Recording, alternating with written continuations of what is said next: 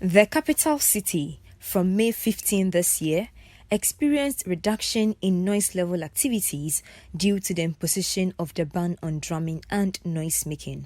The ban is a precursor to the Homowo festival celebration. As a result, various affected groups, including churches and transport stations, had to make modifications to their modes of operation. So the adjustment that we always make when it comes to these is that we don't use our band.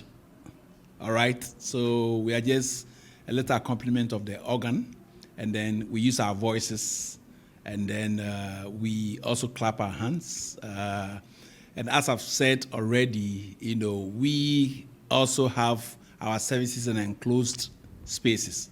So because we use air conditioning and stuff, so windows and doors are closed. So even those noises of our hands and our voices are contained in our auditoriums. About na station here adwuma no na akofam na ayedin so me kwa me de na me fa ne say ya mamre na aduru so amode sa band na banti na me twen say e bia etwam a no ma besen asesa. After the month-long ban, the capital city is back to its default settings with its boisterous and noise-making activities.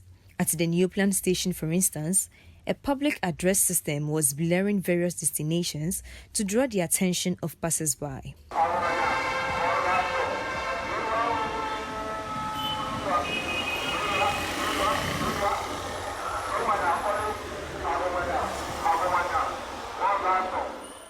Kwesi Apia, who is a driver at the station, says this will positively impact their business as the ban took a toll on their work. So band no omuyi free no eno ma kroma san aye menya kakra sen senia band ne beto ho no band ne to ho de na krom yedin wonam ba bia wonte hwe ho no ye so edu ba bia music feel make us feel happy ma ye need to make kakra ba sa na ni je ni ade ni nyina na ya memene ni nyina gu ye yam nso ye fa ne sa na se de ye yi band na free ho de wonam ba bia na unum sa keka ahome keka wo krom esen enkane no ai mega phone eni ho no obi wo ho a onim se ahakra ye station enti otwam a je se obisa se mekwa ha nso se ya mega phone ye adwuma ne de em se normal de dana kwan mu am se bibia totin. Churches, which were mainly affected by the ban on drumming, have now wiped the dust off their musical instruments as they made use of them during the first Sunday after the ban. At the Tesano Baptist Church, it was all joy during the first service as congregants danced and sang.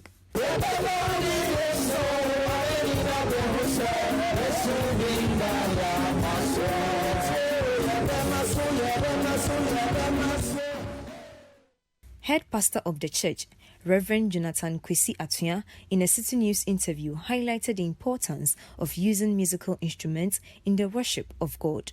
Well, church service was back to what we used to do by accompanying our worship and our praise with the band. And so the band was in full flow, and it was fine because it's different from without it.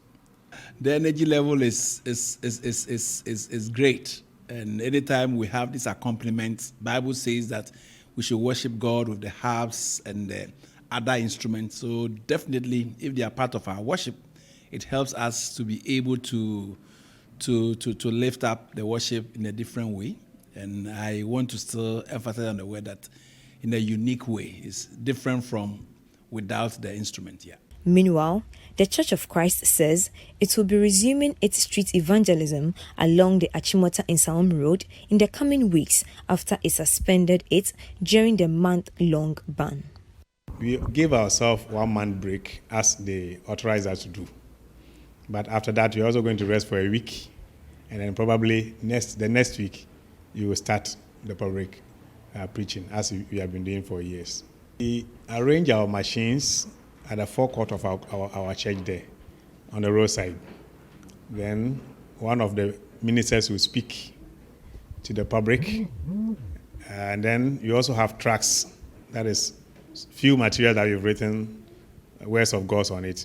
So while the cars are passing and then the traffic is able to capture a few of them, we distribute the tracts to them. Our aim is that they'll go home and read.